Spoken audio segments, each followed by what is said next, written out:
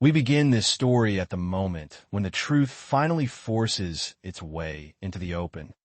Because in General Hospital, nothing truly stays buried for long. We watch Jacinda lower her head and admit that she had lied. Admit that the night she once described so carefully was not spent with Michael at all, but with Ezra. That confession did not come easily. We could see it in her posture, in the way her voice seemed to fracture under the weight of what she was doing. This was not a cold, calculated move made without consequence. It was an admission that cost her something real, something deeply personal. And from that moment onward, the story stopped being just about an alibi and became about the emotional wreckage left behind when lies finally collapse. We felt the heaviness of that scene because Jacinda was not simply retracting a statement.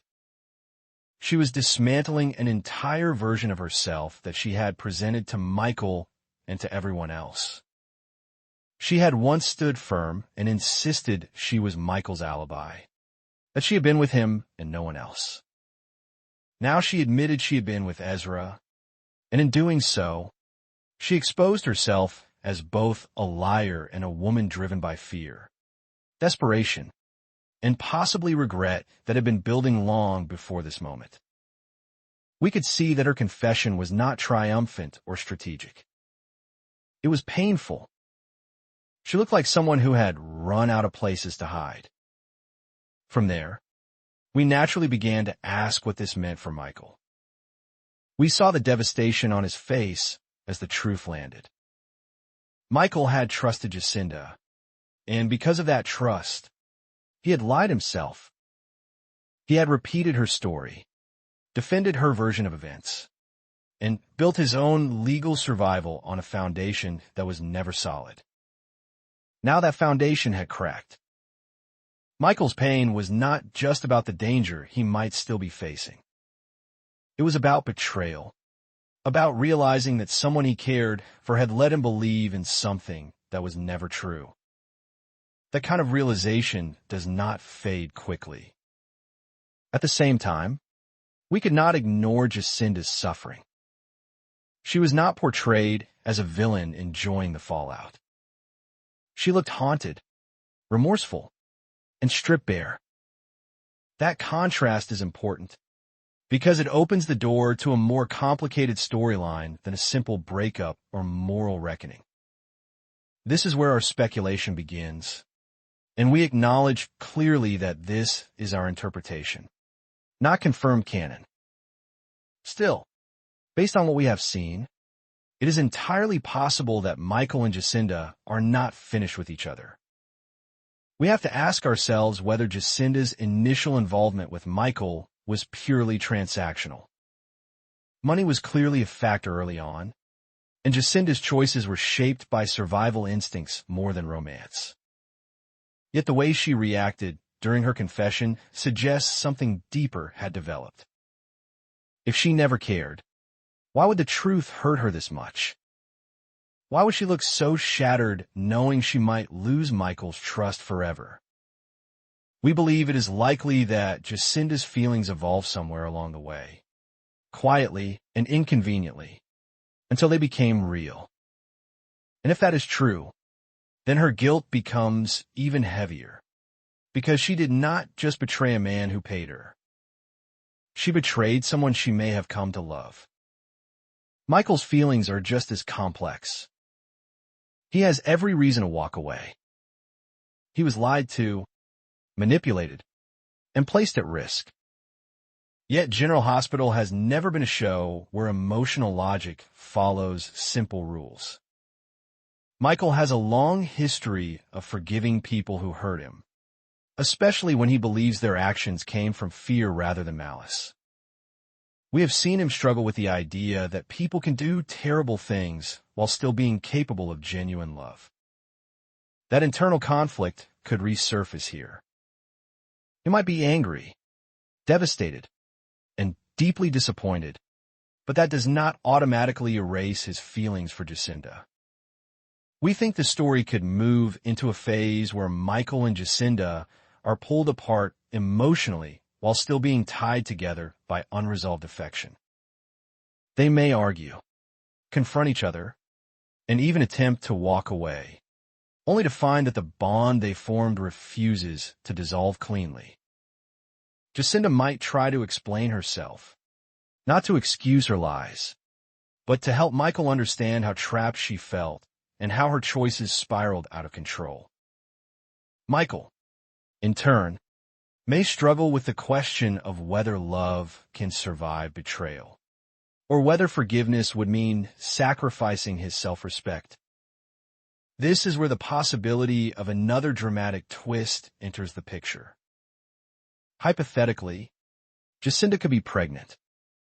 This idea fits squarely within the narrative patterns General Hospital has used many times before. A hidden pregnancy, an unexpected connection revealed too late, or a child that becomes the emotional bridge between two fractured adults are all familiar devices. While we have not seen explicit scenes confirming that Jacinda and Michael slept together, the absence of on-screen confirmation does not eliminate the possibility. The show has often filled those gaps later through flashbacks or revelations timed for maximum impact. If Jacinda were pregnant, it would change everything. It would reframe her emotional breakdown, her guilt, and her fear. It would also complicate Michael's response in ways that go far beyond simple forgiveness. A child would bind them together whether they wanted it or not. Jacinda might not even realize she is pregnant at first.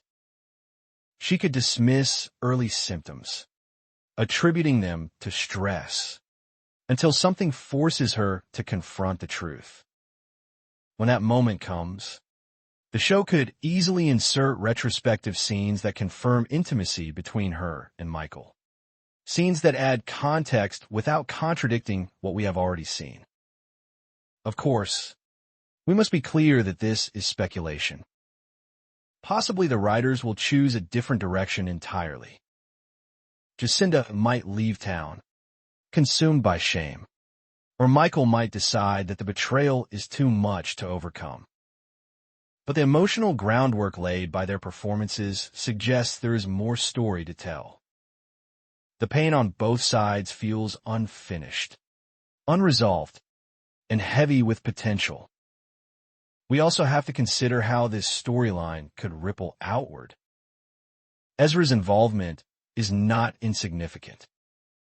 Jacinda's admission that she was with him that night opens new questions about his role, his motivations, and whether he knew he was part of a lie that would later explode.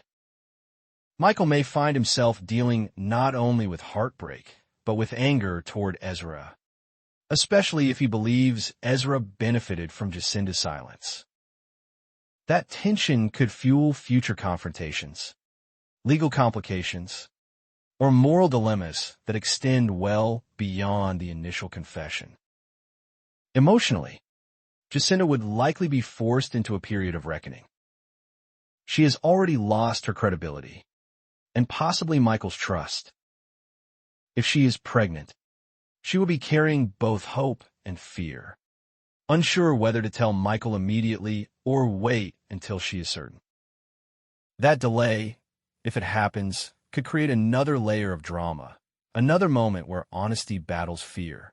Jacinda's journey could become one of attempting to rebuild herself, not as someone who lies to survive, but as someone willing to face consequences head-on. Michael's arc could center on choice. He could choose to shut down, to protect himself by cutting Jacinda out entirely. Or he could choose a harder path, one that involves listening, confronting his own pain, and deciding whether forgiveness is possible. If a child is involved, that choice becomes even more complex.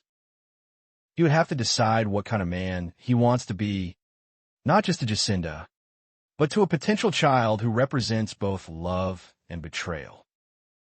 As we move toward the end of this speculation, we return to the emotional core of the story.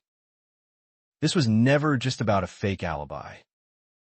It was about trust, fear, and the unintended consequences of choosing lies over vulnerability. The writers have set up a scenario where every character involved is flawed, wounded, and capable of both selfishness and sincerity. That is why this storyline resonates, and why it feels unlikely to end cleanly or quickly. In conclusion, we believe the story of Michael and Jacinda is far from over. Whether they end up together or permanently apart, the emotional fallout from Jacinda's confession will continue to shape their paths. Possibly love will survive. Possibly it will not. Likely there will be more twists, more revelations, and more moments that force both characters to confront who they really are. Hypothetically, a pregnancy could become the thread that ties everything together. But even without it, the emotional bond they share ensures that their story will linger. Until General Hospital confirms the official direction, all we can do is watch, speculate, and follow the emotional logic laid out before us, knowing that in this world, truth always comes at a price, and love rarely escapes unscarred.